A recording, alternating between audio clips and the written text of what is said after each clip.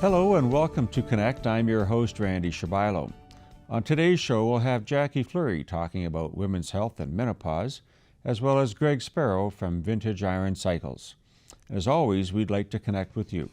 Follow us on Facebook at ConnectYXE, catch past interviews on YouTube, email us at connectyxe@gmail.com, or leave a message at 306-665-3796. In the spirit of this show, keeping consistent with good news, and that is women's health and people working with women's health, we have Dr. Jackie Fleury with us today, and she's going to shed a little bit of light into something that she spent over a quarter century working on, and women's health in particular. Thank you so much for coming down. Thanks for having me, Randy. I want to talk a little bit about yourself and how you got involved in the profession and how that led to women's health in your career. Well, I have worked in women's health from day one. I think since I graduated, I joined a practice early on in Calgary with two doctors, naturopathic doctors there, who were already working in women's health and menopause. So I was young at the time, and I basically learned by some of the best at that point.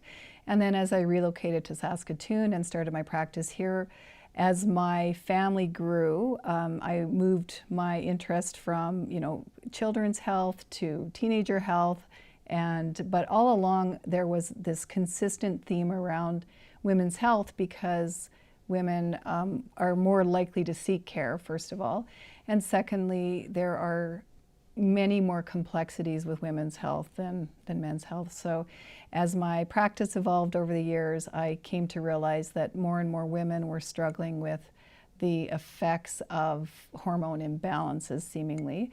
And then through that, I came to realize that there were many sort of root causes of hormone symptoms and hormone imbalances.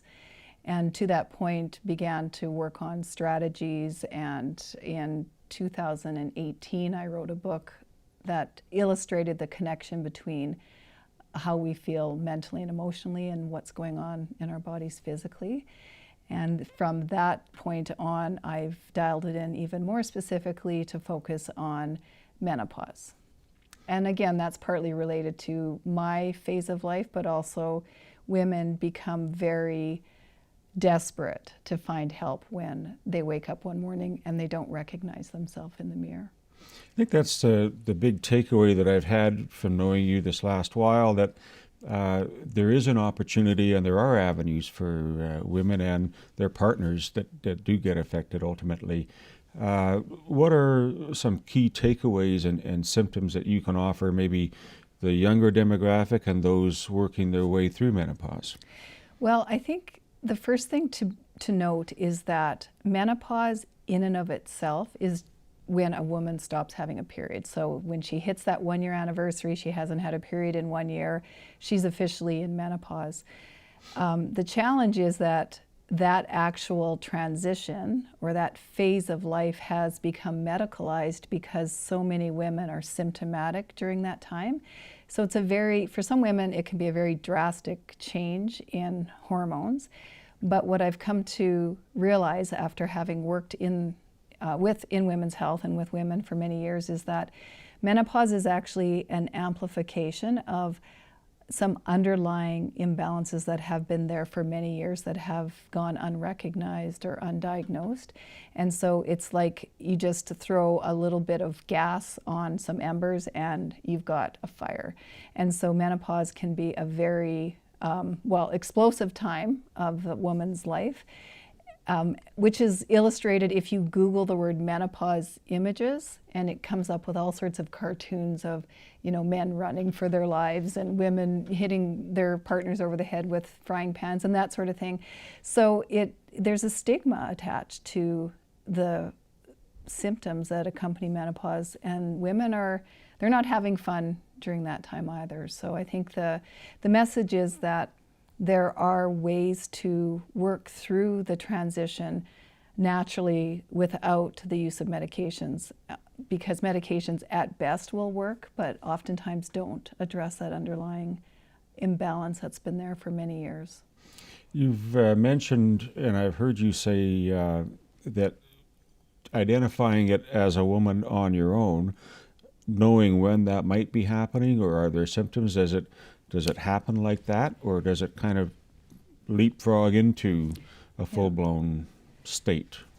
That's a really good question.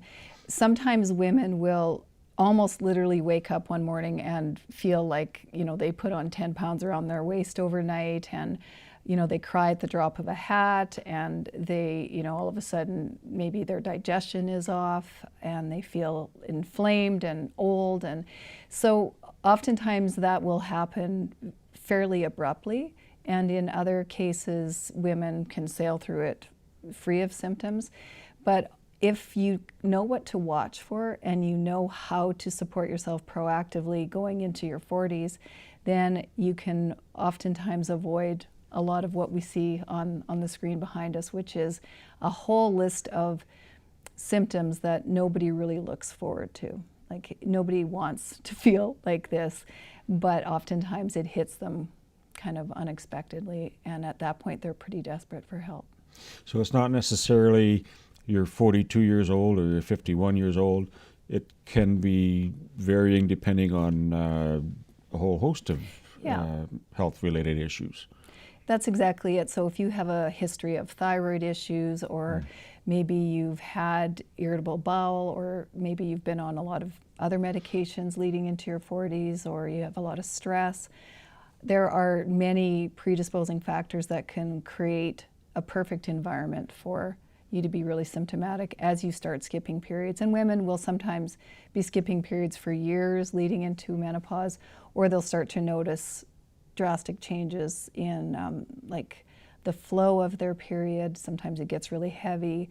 And so they're treating those symptoms leading into menopause. They may be on the birth control pill or various other strategies, but ultimately it becomes very urgent when they feel like they aren't coping, or that they can't control themselves, or like it puts stress on the relationship, it puts stress on the family, it can put stress on them in their professional lives. I've had clients who are having 10 or 15 hot flashes an hour and they can't focus. They're just drenching their clothes and have to bring changes of clothes to work, and then within weeks we see resolve of those symptoms. So yeah, there's a lot of hope for women. You touched on the relationship item, and I think that's important because the women aren't alone if they're in a relationship. Can you allude to some facts that maybe others have shared with you that, or maybe read about, that you're not alone in that relationship, that there's a partner that's also affected? And is there any advice for partners that may be watching that could assist the women who's going through that period?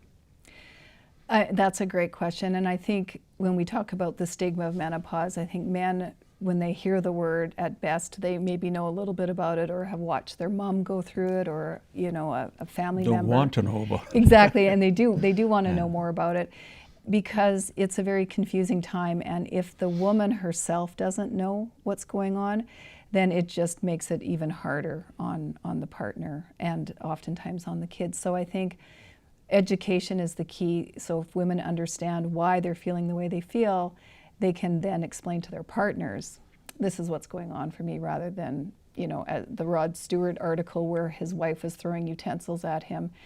And he basically said, we just gave her a hug. So she probably needed more than a hug in that moment. But anyway, it's about educating yourself that there is more at play here than just hormones. And it's not necessarily black and white. You mentioned that there's maybe underlying issues. Is there anything that you can offer to premenopausal women that they could be prepared for, or getting ready, or have some sense of awareness and take some health measures proactively?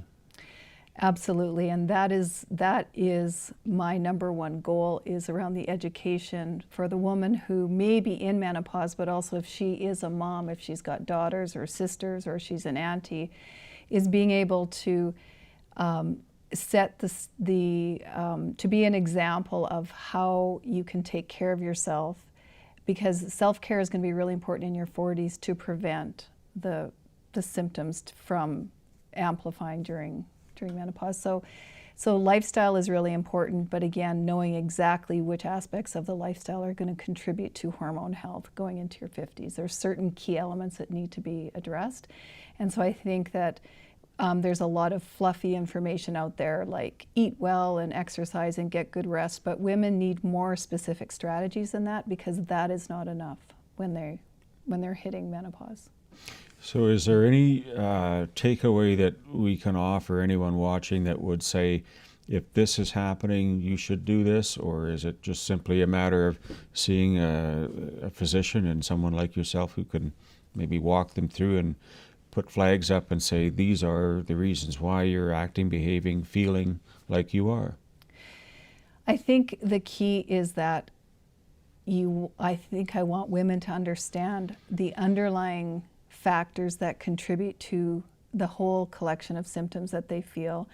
Everything from the brain fog to the mood swings, the digestive disturbances, the changes in your skin, the changes in your weight. Women, I think once you give them an understanding of what's going on with their bodies, I think that they have an easier time committing to change and committing to the resources and the opportunities to feel better. I think there's so much information, some that's accurate, some that is almost patronizing to the woman, and I think women are very smart. They're seeking good information on how best to support themselves. So I think just finding the right information, finding the right guide or the right health coach or doctor who knows specifically what is going on with these situations. I think that's the biggest takeaway that I've had from you this last while, is to understand that it's normal and everyone is going to be dealing with it at some point, different ways perhaps. But if someone did want to reach out to you, what would be the best way to get a hold of you or find out something about what you're offering? Well, they can always reach me at the clinic at True Potential Health Services. They can also reach out through my website, and I also love to talk about this in groups, so I would happily come in and do lunch and learns, or I could do presentations where we could actually gather as a group. And I think women are stronger when they understand that they're not alone, and oftentimes when you bring women together and they can share stories together, they understand that this is a natural transition, and 40% of women are going to be postmenopausal. Like it is a really, like, worldwide, women are living longer, and so it's like you hit menopause and you kind of get through the rocky periods, and then what? Like, what sort of resources are available to women to maintain a healthy and vibrant life in the second half of their life? So that's what I'm passionate about. I'm really relieved and encouraged by what you're saying and sharing, and thank you so much for being there for a lot of us that have witnessed it firsthand and heard about it. So appreciate you coming in, and we'll look forward to seeing you again. Thanks, Randy. Thanks for having me. Stay with us, folks. We'll be right back.